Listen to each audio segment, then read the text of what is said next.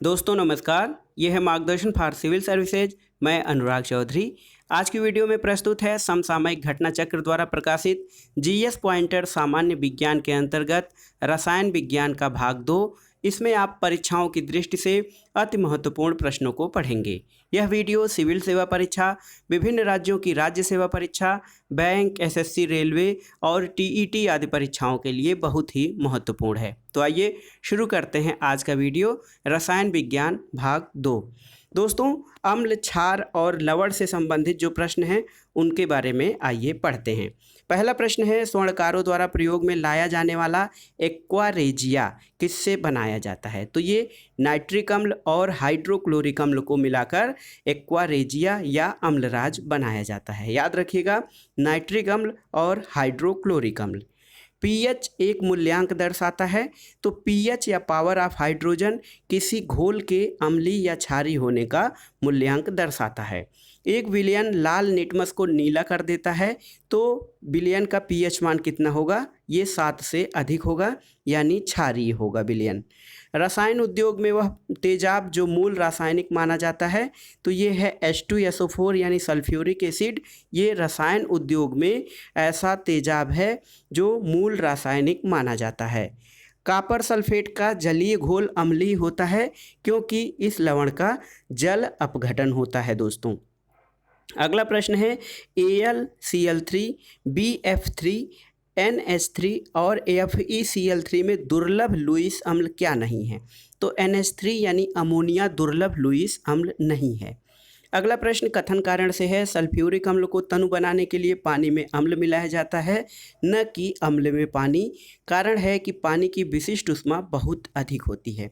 तो दोस्तों, अम्ल को तनु बनाने के लिए पानी में अम्ल मिलाया जाता है। ए और आर दोनों सही है और RA का सही स्पष्टीकरण भी है।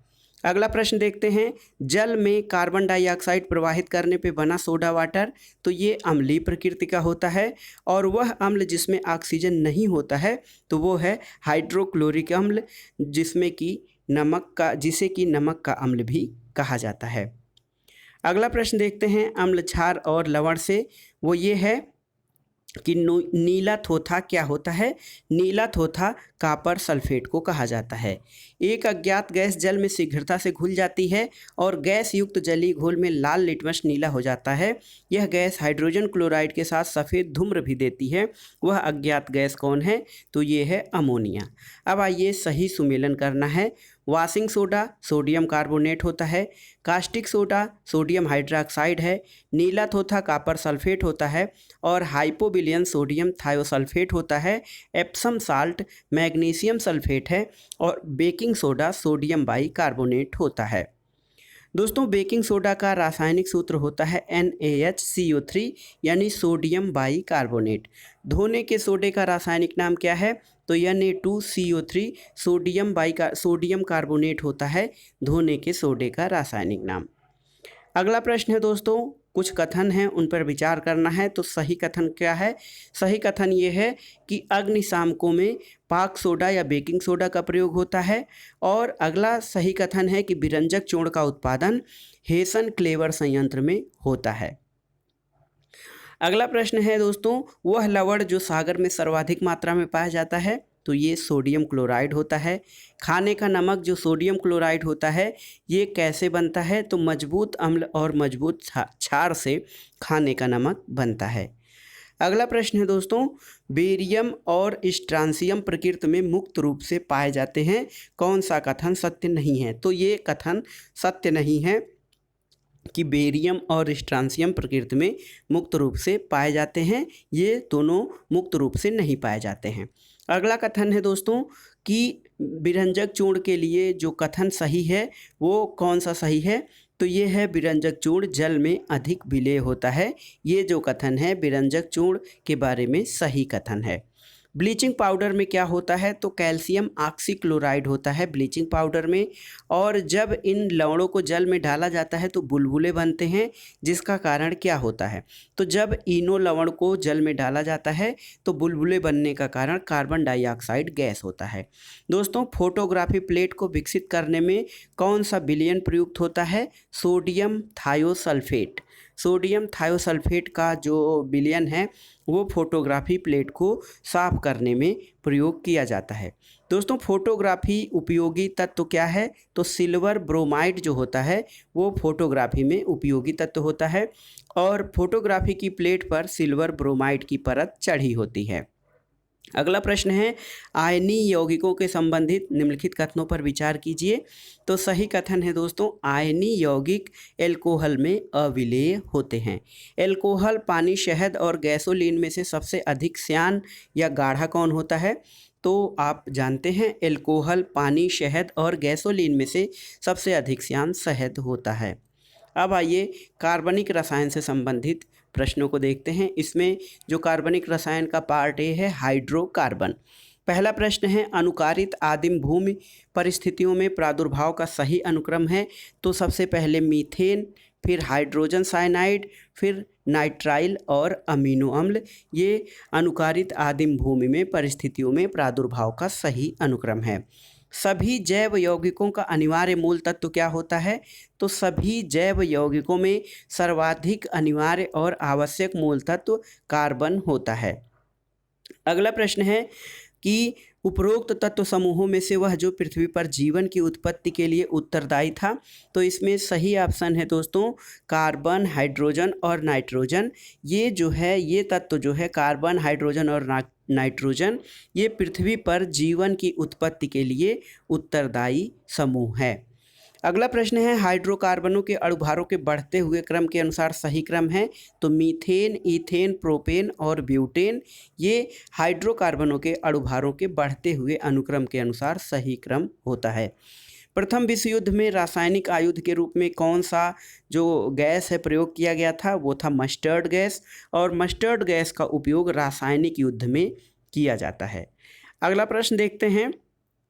अगला प्रश्न है दोस्तों कि ब्यूटेन, मीथेन, प्रोपेन और रेडान में से वह गैस जो सिगरेट लाइटर में प्रयुक्त होती है वो ब्यूटेन गैस होती है। भोपाल गैस त्रासदी हुई थी मिथाइल आइसोसाइनेट के रिसाव के कारण। छपाई में प्रयोग की जाने वाली स्याही किससे प्राप्त होती है? मीथेन के अपघटन से।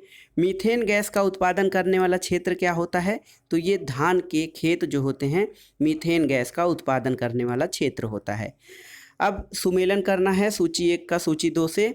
इलेक्ट्रोकार्डियोग्राफी हृदय विकार, डीडीटी कीटनाशक है और निकोटीन तंबाकू में पाया जाता है। अगला प्रश्न है, वह उत्प्रेरक जिसका उपयोग वनस्पत तेलों के हाइड्रोजनीकरण के लिए किया जाता है? तो निकिल उत्प्रेरक का प्रयोग किया जाता है वनस्पत तेलों के हाइड्रोजनीकरण में। फल पकाने में क्या सहायता करता है? तो इथेफान। और फल पकाने में कैल्शियम कार्बाइड का प्रयोग भी किया जाता है। अगला प्रश्न है दोस्तों, हरे फलों को कृत्रिम रूप से पकाने के लिए कैल्शियम कार्बाइड का प्रयोग किया जाता है क्योंकि यह कौन सा गैस उत्पन्न करता है? तो ये एसीटिलीन या एथिलीन गैस जो है वो उत्पन्न करता है जिससे कि कच्चे फलों को पकाया जाता है। वह गैस मिश्रण जो गैस वेल्डिंग के लिए प्रयुक्त किया जाता है वो होता है ऑक्सीजन और एसीटिलीन का मिश्रण। एसीटिलीन के बारे में सही कथन क्या है? तो वेल्डिंग उपयोग में इसका उपयोग किया जाता है और यह प्लास्टिक निर्माण करने में उपयुक्त एवं कच्चा माल है। तो ये दोनों कथन सही हैं। अगला प्रश्न सुमेलित करना है दोस्तों।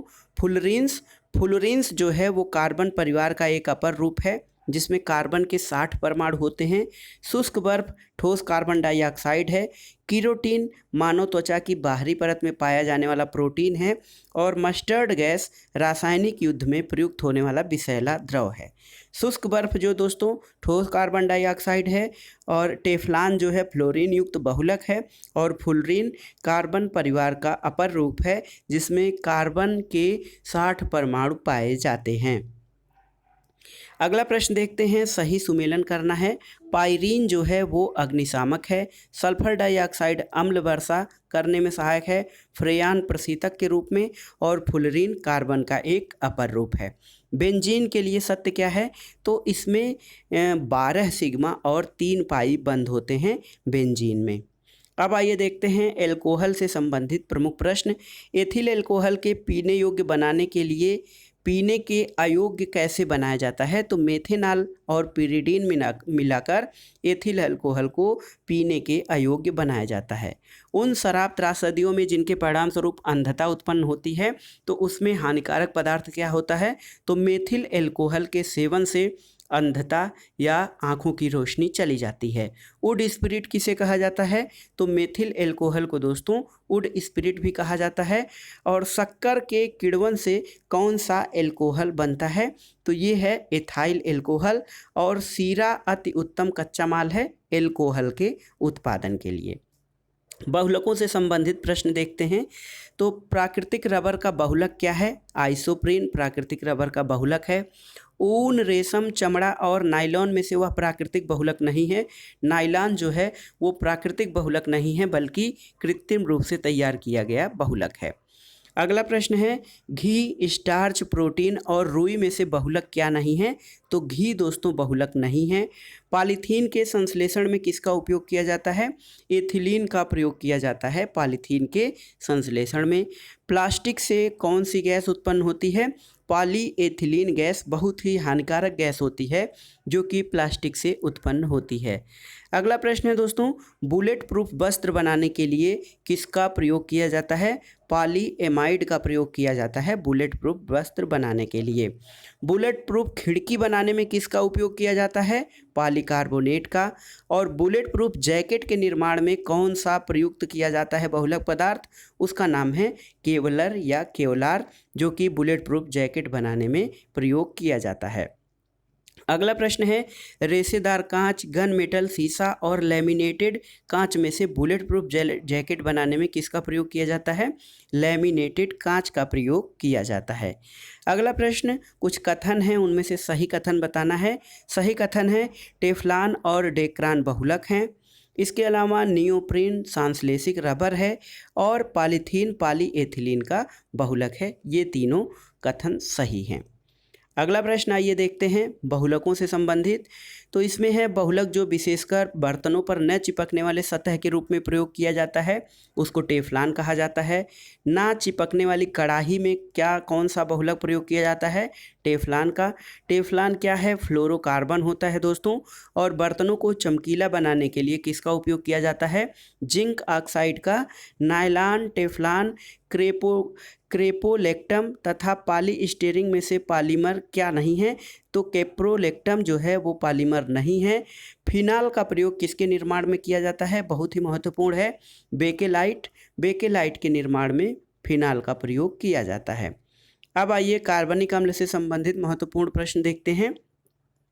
कथन कारण से संबंधित है पहला प्रश्न, फार्मिक एसिड एसिटिक एसिड से अधिक तेज अम्ल है। कारण है फार्मिक एसिड ऑर्गेनिक एसिड है। तो ए और आर दोनों सही हैं, लेकिन आर ए का सही स्पष्टीकरण नहीं करता है। लंबे समय तक कठोर शारीरिक कार्य करने के बाद मांसपेशियों में थकान अनुभव होने लगता है, तो ये लैक्टिक एसिड के कारण। नींबू खट्टा होता है, तो दोस्तों नींबू साइट्रिक अम्ल के कारण खट्टा होता है। नींबू में मुख्य रूप से साइट्रिक एसिड पाया जाता है। अब आइए सूची 1 का सूची 2 से सुमेलन कराना है। लैक्टिक अम्ल, दूध में लैक्टिक अम्ल पाया जाता है। एसिटिक अम्ल सिरका में, साइट्रिक अम्ल नींबू में और ब्यूटायरिक अम्ल दुर्गंध युक्त मक्खन में पाया जाता है। एस्कॉर्बिक एसिड दोस्तों नींबू में, माल्टोस माल्ट में और लैक्टिक अम्ल दही में तथा फार्मिक अम्ल लाल चींटी में पाया जाता है। अचार में एसिटिक अम्ल, खट्टा दूध में लैक्टिक अम्ल, सेब में मैलिक अम्ल पाया जाता है और शीतल पेय और सोडा वाटर में कार्बोनिल अम्ल पाया जाता है। अंगूर में प्रचुर मात्रा में कौन सा अम्ल पाया जाता है? तो ये है टार्टरिक अम्ल पाया जाता है अंगूर में प्रचुर मात्रा में। फोटोग्राफी में क्या प्रयुक्त किया जाता है? तो दोस्तों फोटोग्राफी में ऑक्जेलिक अम्ल का प्रयोग किया जाता है और बेकिंग पाउडर के निर्माण में टार्टरिक अम्ल को प्रयोग करते हैं। सिरका किसका जलीय घोल है? सिरका एसिटिक एसिड का जलीय घोल होता है और गन्ने के रस को किण्वन करने पर सिरका बनता है। अब आइए देखते हैं विस्फोटक पदार्थ यानी एक्सप्लोरर जो विस्फोटक पदार्थ हैं उनसे संबंधित महत्वपूर्ण प्रश्न। पहला है हाइड्रोजन और ऑक्सीजन, ऑक्सीजन और एसिटिलीन, मीथेन और वायु तथा कार्बन डाइऑक्साइड और मीथेन गैस युग्म में से वह मिश्रण जो खानों में अधिकतर होने वाले विस्फोटों का कारण है। तो ये खान या माइंस में होने वाले विस्फोट का कारण मीथेन और वायु का मिश्रण है। दोस्तों ट्राई नाइट्रोटोलुइन यानी TNT, ट्राई नाइट्रोग्लिसरीन और साइक्लोट्राईमेथिलीन, ट्राई नाइट्रोमीन यानी RDX तथा नाइट्रोक्लोरोफॉर्म में से विस्फोटक क्या नहीं है? तो नाइट्रोक्लोरोफॉर्म जो है वो विस्फोटक नहीं है। अगला प्रश्न है दोस्तों, नोबेल गैस किसे कहा जाता है? तो TNG यानी ट्राई नाइट्रोग्लिसरीन को नोबेल गैस भी कहा जाता है। RDX किसके द्वारा बनाया गया था? हैनिंग के द्वारा RDX बनाया गया था जो कि एक विस्फोटक है और RDX का एक अन्य नाम साइक्लोनाइट भी होता है। RDX रिसर्च डिफेंस एक्सप्लोसिव होता है। अगला प्रश्न है दोस्तों, phosphorus, nitrochloride, mercuric oxide, graphite तथा नाइट्रोग्लिसरीन में से जिसे विस्फोटक की तरह प्रयोग किया जाता है तो ये नाइट्रोग्लिसरीन होता है। नाइट्रोग्लिसरीन एक आवश्यक संघटक के रूप में नहीं पाया जाता है एमाटोल में, और ग्लिसरॉल, मेथेनॉल, यूरिया और ऑक्जेलिक एसिड में से विस्फोटक के उत्पादन में किसका प्रयोग किया जाता है? तो ये है ग्लिसरॉल का प्रयोग किया जाता है विस्फोटक के उत्पादन में, जो कि ट्राई नाइट्रोग्लिसरीन इससे बनाया जाता है। अब आइए ईंधन या फ्यूल से संबंधित महत्वपूर्ण प्रश्नों को देखते हैं। कोल गैस, टार, कोक तथा पेट्रोलियम में से प्राकृतिक ईंधन क्या है? तो ये पेट्रोलियम है। कोयला, पेट्रोल, प्राकृतिक गैस तथा डीजल जीवाश्म ईंधनों में से स्वच्छतम ईंधन कौन सा है? ये प्राकृतिक गैस होता है। एल्कोहल, ईथर, वाटर गैस और प्राकृतिक गैस में से जीवाश्म ईंधन कौन सा है? तो ये प्राकृतिक गैस जो है वो जीवाश्म ईंधन है।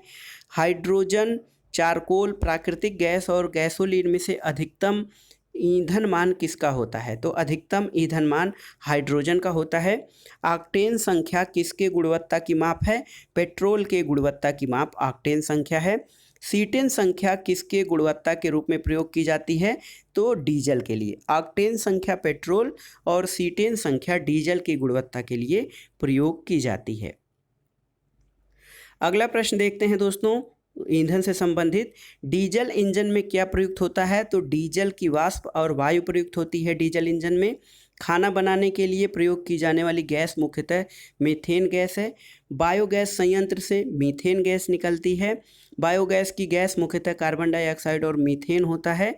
और गोबर गैस का मुख्य तत्व या बायोगैस का मुख्य तत्व जो होता है वो मीथेन होता है और बायोगैस संयंत्र में किण्वन प्रक्रिया होती है। गोबर गैस प्रणाली का आविष्कार किसने किया था? SV देसाई ने गोबर गैस सिस्टम का आविष्कार किया था। लिक्विड पेट्रोलियम गैस के मुख्य अवयव क्या हैं? तो LPG गैस जो होती है दोस्तों इसके मुख्य अवयव ईथेन, प्रोपेन और ब्यूटेन होता है। तरलीकृत पेट्रोलियम गैस यानी LPG का मुख्य आधार घटक क्या है? तो मुख्य आधार घटक ब्यूटेन होता है। इंडेन गैस ब्यूटेन और प्रोपेन का मिश्रण होता है। CNG जो होता है वो मीथेन, ईथेन होता है। LPG ब्यूटेन और प्रोपेन। कोल गैस में हाइड्रोजन, मीथेन और कार्बन मोनोऑक्साइड गैस होती है और वाटर गैस में कार्बन मोनोऑक्साइड और हाइड्रोजन गैस प्रयुक्त होती है। कथन कारण से संबंधित है अगला प्रश्न।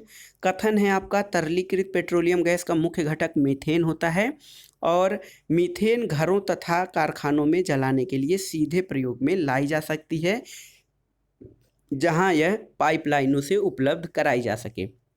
तो जो ए कथन है वो गलत है दोस्तों। LPG गैस का मुख्य घटक ब्यूटेन होता है, मीथेन नहीं। और आर सही है क्योंकि मीथेन घरों तथा कारखानों में जलाने के लिए सीधे प्रयोग में लाई जा सकती है। घरेलू LPG सिलेंडरों में दाब मापक क्यों नहीं प्रदान किए जाते हैं? तो ये LPG सिलेंडरों में गैस की मात्रा को प्रदर्शित नहीं करते हैं। सिलेंडरों में भरकर खाना पकाने वाली गैस की आपूर्ति किस रूप में की जाती है? तरल रूप में। CNG क्या है? कंप्रेस्ड नेचुरल गैस को CNG कहा जाता है। स्वचालित वाहनों में प्रदूषण नियंत्रण के लिए सीएनजी में मुख्यतः क्या उपस्थित है? तो ये मीथेन होता है। और सही कथन क्या है? तो सही कथन ये है, द्रवित प्राकृतिक गैस को अत्यधिक शीत ताप तथा उच्च दाब में द्रवित किया जाता है, जिससे विशेष रूप से अभिकल्पित पात्रों में उसका संग्रहण अथवा परिवहन सुसाध्य हो सके। तो ये कथन एक सही है। गैसोहाल क्या है दोस्तों? गैसोहाल एथिल एल्कोहल यानी जो एल्कोहल है और पेट्रोल का मिश्रण होता है गैसोहाल। अगला प्रश्न है दोस्तों, कौन से कथन सही हैं? तो ये देखिए, कोयला, पेट्रोलियम तथा प्राकृतिक गैस जीवाश्म ईंधन है, सही है। इसके अलावा भूतापीय ऊर्जा एक अपारंपरिक या नवीकरणीय ऊर्जा स्रोत है, ये भी सही है। और गोबर गैस में मुख्यतः मीथेन होती है, तो ये सभी सही कथन हैं। कार के इंजन में नॉकिंग से बचाने के लिए क्या प्रयोग किया जाता है? लेड टेट्रा एथिल का प्रयोग किया जाता है इसकी नॉकिंग या एंटी नॉकिंग दर बढ़ाने के लिए। अगला प्रश्न है, ऑटोमोबाइल इंजनों में प्रतिहिम के रूप में किसका उपयोग किया जाता है? एथिलीन ग्लाइकॉल का, जिससे कि जो पेट्रोल है वो जमने न पाए। भारी वाहन में डीजल का उपयोग किस लिए किया जाता है? उच्च क्षमता और आर्थिक बचत के लिए। इसके अलावा मोटर कारों के अपेक्षाकृत नए मॉडलों की जो विशिष्टताएं हैं उसमें क्या विशेष है? तो रेडियल टायर और बहुबिंदु ईंधन अंतःक्षेप और उत्प्रेरक परिवर्तक रेचक सहित ये मोटर कारों में नए मॉडलों की विशेषता है। गाड़ियों को चलाने के लिए हाइड्रोजन गैस सुविधाजनक रूप से ईंधन के रूप में प्रयोग में लाई जा सकती है यदि वह कम ताप पर किसी पदार्थ द्वारा शोषित हो, ताकि यह निर्वातक द्वारा उत्पन्न तापमान पर मुक्त हो सके। वह पदार्थ क्या है? तो दोस्तों ये पदार्थ हाइड्राइड हो सकता है। अगला प्रश्न है, खाद्य संरक्षण, पोषण और औषधि आदि से संबंधित जो प्रश्न है उसके बारे में। खाने की वस्तुओं के परिरक्षण में किसका प्रयोग होता है? सोडियम बेंजोएट का। खाद्य पदार्थों के परिरक्षण हेतु प्रयुक्त किया जाता है सोडियम बेंजोएट। और फलों के रस को सुरक्षित रखने के लिए सोडियम बेंजोएट का प्रयोग किया जाता है दोस्तों। इसके अलावा खाद्य पदार्थों के परिरक्षण में बेंजोइक एसिड का प्रयोग भी किया जाता है। प्रशीतन यानी ठंडा करके खाद्य परिरक्षण में कैसे मदद किया जाता है?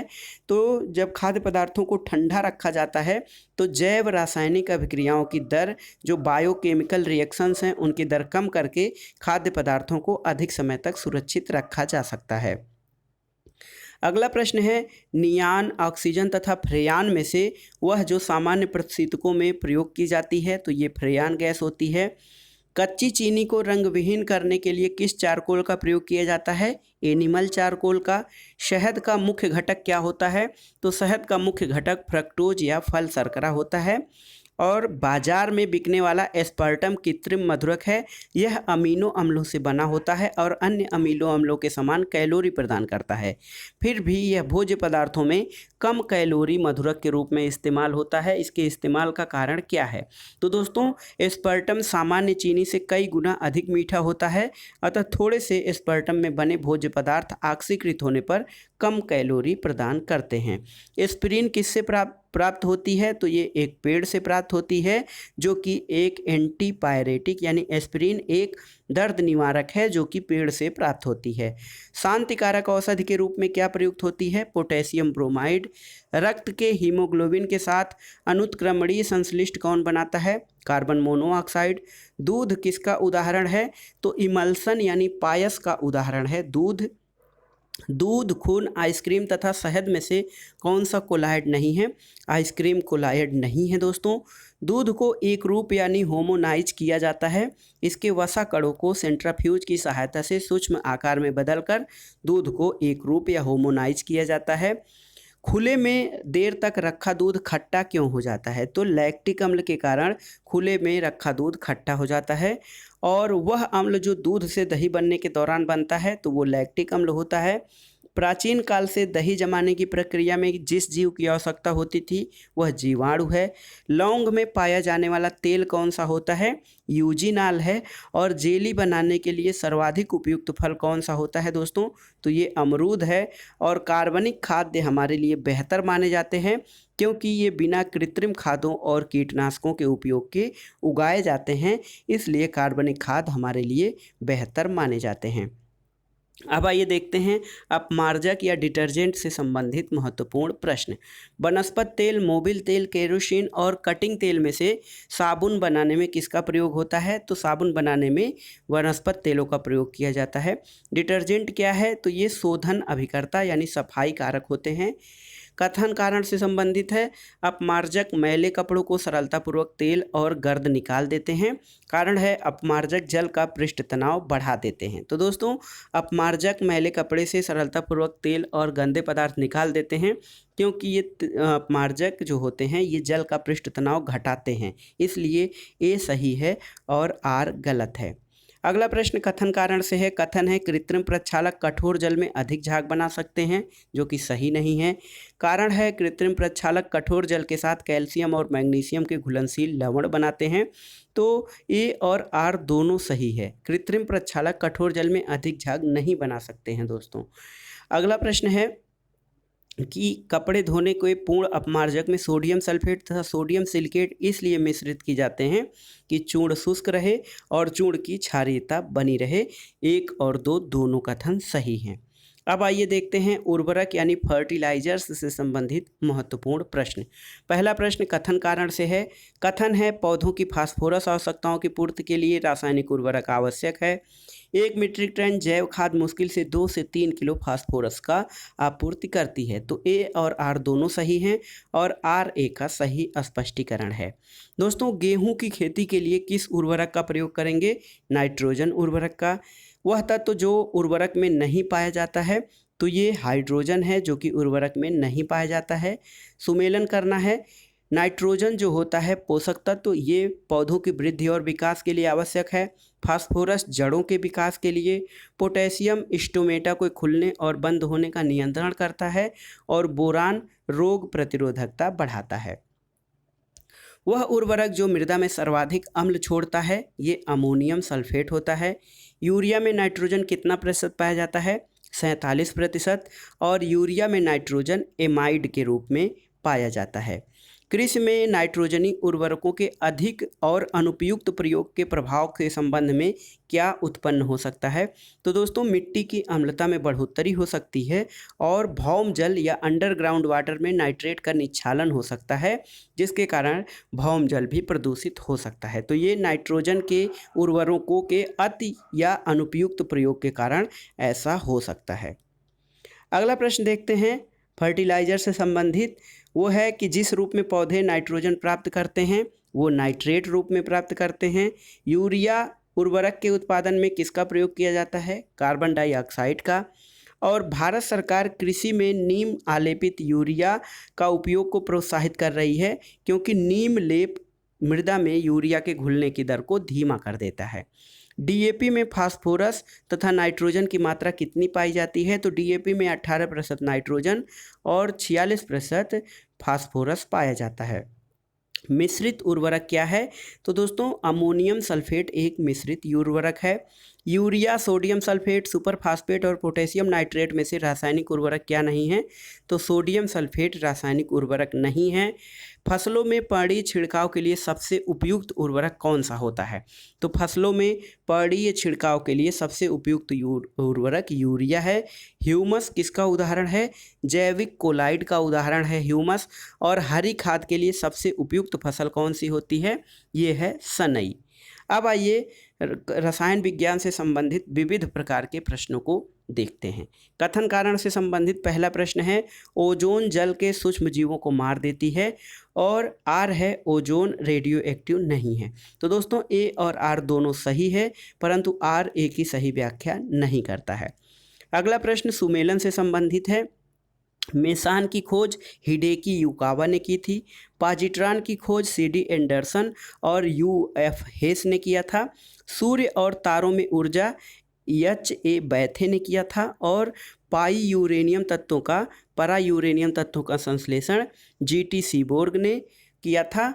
मच्छर भगाने वाली दवाओं में सक्रिय रसायन क्या होता है? तो एलिथ्रिन होता है मच्छर भगाने वाली दवाओं में सक्रिय रसायन।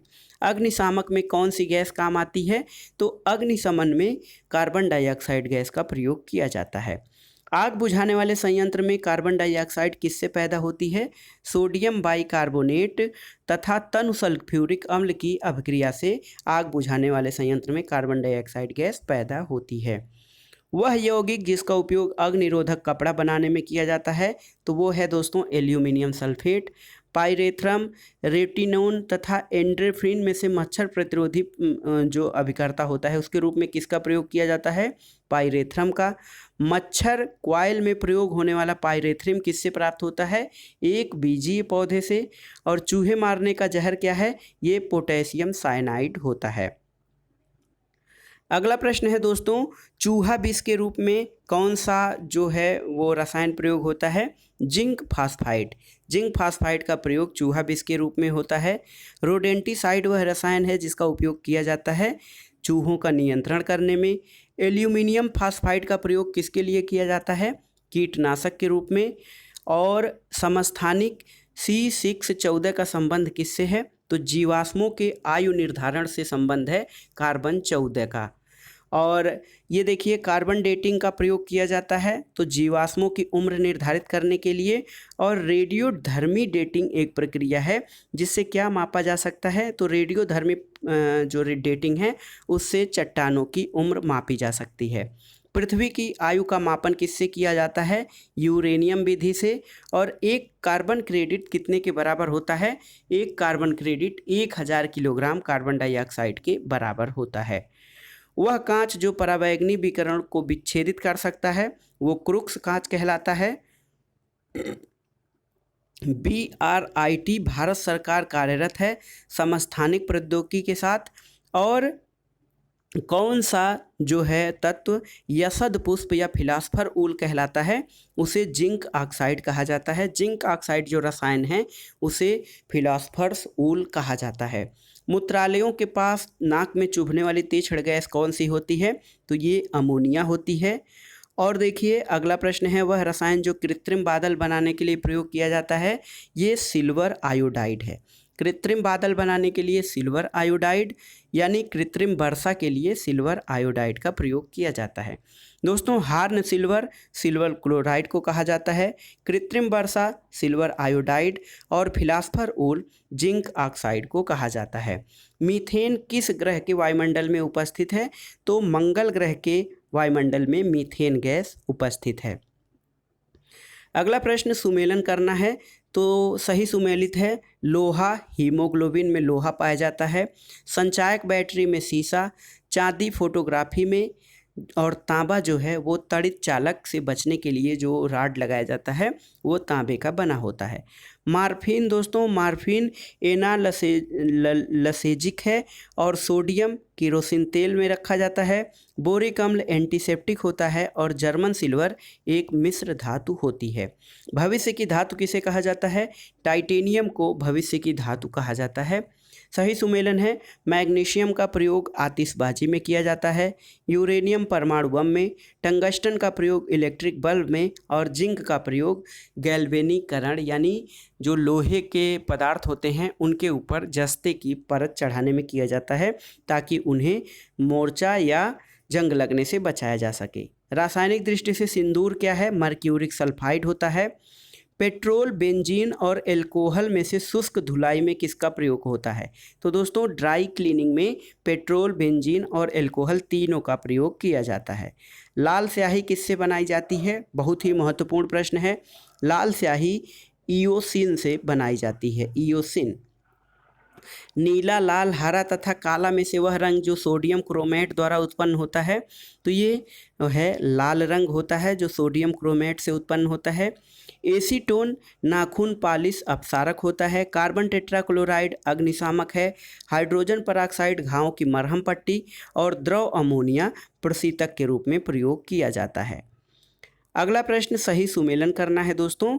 फास्फोरस ऑक्साइड ये माचिस में प्रयोग होता है। मैग्नीज डाइऑक्साइड शुष्क सेल में, हाइड्रोक्लोरिक एसिड संचायक सेल में और यूरेनियम जो है वो परमाणु बम में प्रयोग किया जाता है। अगला प्रश्न है दोस्तों, वह तत्व जिसको वायु तथा अंधेरे में रखा जाता है तो अपने आप जल जाता है, ये श्वेत फास्फोरस होता है। कार्बन नैनो ट्यूब या CNT किससे बनाई जाती है? सुमियो आईजी मान ने बनाई थी कार्बन नैनो ट्यूब। और भारत में निम्न ताप ऊष्मीय विलवणीकरण सिद्धांत पर आधारित प्रतिदिन 1 लाख लीटर अलवण जल उत्पादन के लिए प्रथम विलवणीकरण संयंत्र कहाँ? तो कवारत्ती द्वीप में स्थापित किया गया है। भारत में जल विलवणीकरण संयंत्र ये लक्षद्वीप में स्थित है, कवारत्ती में। अगला प्रश्न है, क्षारीय भूमि सुधारक के रूप में क्या प्रयोग किया जाता है? कैल्शियम सल्फेट का प्रयोग क्षारीय भूमि सुधारक के रूप में किया जाता है। इडेफिक, क्लाइमेटिक, बायोटिक तथा टोपोग्राफी में से मृदा से संबंधित क्या है? तो इडेफिक मृदा से संबंधित है। द्रवित ऑक्सीजन और द्रवित हाइड्रोजन को औद्योगिक स्तर पर प्राप्त करने पर प्रयुक्त प्रौद्योगिकी क्या कहलाती है? उसे क्रायोजेनिक्स कहा जाता है। धूम्र पर्दे में छिपने के लिए, शत्रु को छलने के लिए प्रयोग में लाए जाते हैं। जो धूम्र पर्दे किससे बने होते हैं? टाइटेनियम ऑक्साइड के अति सूक्ष्म कणों के कोलाइडी प्रकीर्णन से। अगला प्रश्न है दोस्तों, सही कथन क्या है? तो सही कथन है, विकास का सिद्धांत चार्ल्स डार्विन ने प्रतिपादित किया था। जब दो हल्के नाभिक परस्पर संयुक्त होकर एक भारी तत्व बनाते हैं तो इस प्रक्रिया को नाभिकीय संलयन कहा जाता है। ड्राई आइस ठोस कार्बन डाइऑक्साइड होता है और टेलीफोन की खोज ग्राहम बेल ने की थी। तो ये सभी कथन सही हैं। शुष्क सेल में विद्युत अपघट्य के रूप में किसका प्रयोग किया जाता है? अमोनियम क्लोराइड और जिंक क्लोराइड का।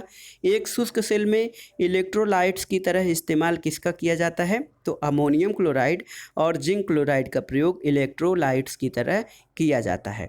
कथन और कारण से संबंधित है, एक शुष्क सेल आवेशित नहीं की जा सकती है, कथन है। कारण है, शुष्क सेल में होने वाली अभिक्रिया उत्क्रमणीय होती है। तो दोस्तों ए और आर सही है। ए सही है परंतु आर गलत है। शुष्क सेल में होने वाली प्रक्रिया उत्क्रमणीय नहीं, अनुत्क्रमणीय होती है। एक शुष्क सेल में क्या पाया जाता है? तो रासायनिक ऊर्जा पाई जाती है। एक कार बैटरी में प्रयुक्त विद्युत अपघट्य क्या होता है? सल्फ्यूरिक अम्ल होता है। और देखिए, टार्च लाइट, विद्युत क्षारक और साधनों में सामान्यतः प्रयुक्त आवेश बैटरियों में इलेक्ट्रोड के रूप में निकिल और कैडमियम का प्रयोग किया जाता है। अगला प्रश्न, सुमेलन करना है दोस्तों। तो सही सुमेलन देखिए, फ्रेयान प्रशीतक के रूप में प्रयोग किया जाता है। टेट्रा एथिल लेड एंटीनाक एजेंट या प्रतिविस्फोटक कारक के रूप में। बेंजीन हेक्साक्लोराइड कीटनाशी और कार्बन टेट्राक्लोराइड अग्निशामक के रूप में प्रयोग किया जाता है। पोटेशियम ब्रोमाइड का प्रयोग फोटोग्राफी में होता है। पोटेशियम नाइट्रेट से बारूद बनता है। और पोटेशियम सल्फेट का प्रयोग उर्वरक के रूप में होता है। मोनो पोटेशियम टार्ट्रेट, इसका प्रयोग बेकरी में किया जाता है। दोस्तों अगला प्रश्न है, जो रसायन विज्ञान के विविध प्रश्न हैं उनसे संबंधित अगला प्रश्न सुमेलन से संबंधित है। सल्फर डाइऑक्साइड अम्ल वर्षा के लिए उत्तरदायी है। फ्लोराइड प्रदूषण से दांतों का क्षरण होता है। मिथाइल आइसोसाइनेट ये भोपाल गैस त्रासदी में उत्पन्न गैस थी। और ओजोन रिक्तता से चर्म कैंसर जैसी व्याधियां उत्पन्न हो सकती हैं। अगला प्रश्न कथन कारण से संबंधित है। कथन है, फेनिल का प्रयोग एक घरेलू रोगाणुनाशी के रूप में होता है जिसे कि फिनाइल कहते हैं। और कारण है, फिनाल व्युत्पन्न है और फिनाल एक प्रभावी रोगाणुनाशी है। तो ए और आर दोनों सही हैं और आर ए की सही व्याख्या भी करता है। अगला प्रश्न है दोस्तों, कौन से सही कथन है? तो सही कथन, कोक स्टील लोहे के उत्पादन में भट्ठी के स्फोटन के लिए क्या मिलाए जाते हैं? तो दोस्तों अपचायक के रूप में क्रिया करने के लिए जो कोक स्टील मिलाया जाता है कोक को लोहे के भट्ठी में, तो अपचायक के रूप में, और ऊष्मा की पूर्ति के लिए ईंधन के रूप में कोक को मिलाया जाता है। अब आइए देखते हैं प्रमुख दिवस। टेक्नोलॉजी दिवस या प्रौद्योगिकी दिवस 11 मई को मनाया जाता है। फोटोग्राफी दिवस 19 अगस्त को, नेशनल स्पोर्ट दिवस 29 अगस्त को और नागासाकी दिवस 6 अगस्त को हिरोशिमा पर और 9 अगस्त को नागासाकी पर परमाणु बम गिराए गए थे। अगला प्रश्न है, भोपाल गैस त्रासदी कब हुई थी? तो 2-3 दिसंबर 1984 की रात को भोपाल गैस त्रासदी हुई थी जिसमें मिथाइल आइसोसाइनेट गैस का रिसाव हुआ था। काफ़ी लोगों की मृत्यु हो गई थी। दोस्तों बिस्फेनाल क्या है? ABPA बिस्फेनाल क्या होता है? तो खाद्य संवेष्टन प्रणाली के विकास के प्रयोग के लिए लाया जाने वाला रसायन है बिस्फेनाल। वह देश जिसने गैसोलीन में एथेनॉल मिश्रित करने वाले कानून को अनिवार्य कर दिया है, तो ये ब्राज़ील है। Phosgene, hydrogen cyanide, hydrogen sulphide और मीथेन में से वायु का अकार्बनिक गैसीय दूषक क्या है? तो अकार्बनिक दूषक हाइड्रोजन सल्फाइड है, वायु का जो है अकार्बनिक गैसीय प्रदूषक। और रसायन विज्ञान यानी केमिस्ट्री से संबंधित जो वीडियो है, इसका आखिरी प्रश्न है दोस्तों, carbon dioxide, nitrous oxide, chlorofluorocarbon और मीथेन गैसों का ग्लोबल वार्मिंग के प्रति आपेक्षिक योगदान क्या है? तो दोस्तों सबसे अधिक जो है वो ग्लोबल वार्मिंग में जो योगदान करती है गैस, वो कार्बन डाइऑक्साइड है, उसके बाद मीथेन है, फिर नाइट्रस ऑक्साइड है और उसके बाद क्लोरोफ्लोरोकार्बन का स्थान आता है। तो दोस्तों ये था आज का वीडियो। इसमें आपने देखा समसामयिक घटना चक्र द्वारा प्रकाशित जीएस पॉइंटर सामान्य विज्ञान के अंतर्गत रसायन विज्ञान। आज का वीडियो इसका भाग 2 था और ये यहीं पे समाप्त होता है। इसके बाद हम जीव विज्ञान यानी बायोलॉजी से संबंधित प्रश्नों को हल करेंगे। चूँकि बायोलॉजी जो है दोस्तों सामान्य विज्ञान के अंतर्गत सबसे महत्वपूर्ण भाग जो है वो बायोलॉजी या जीव विज्ञान है। उसके बाद दूसरे स्थान पर भौतिक विज्ञान होता है और फिर लास्ट में केमिस्ट्री का जो नंबर आता है वो आता है। तो भौतिक विज्ञान आप कर चुके हैं, रसायन विज्ञान भी आज समाप्त हो गया और आगे के वीडियो में आप जीव विज्ञान से संबंधित महत्वपूर्ण प्रश्नों को देखेंगे। वीडियो आपको कैसा लगा हमें कमेंट बॉक्स में ज़रूर बताइएगा। वीडियो को लाइक करें, शेयर करें और इस चैनल मार्गदर्शन फॉर सिविल सर्विसेज को सब्सक्राइब करें। वीडियो देखने के लिए धन्यवाद। नमस्कार दोस्तों।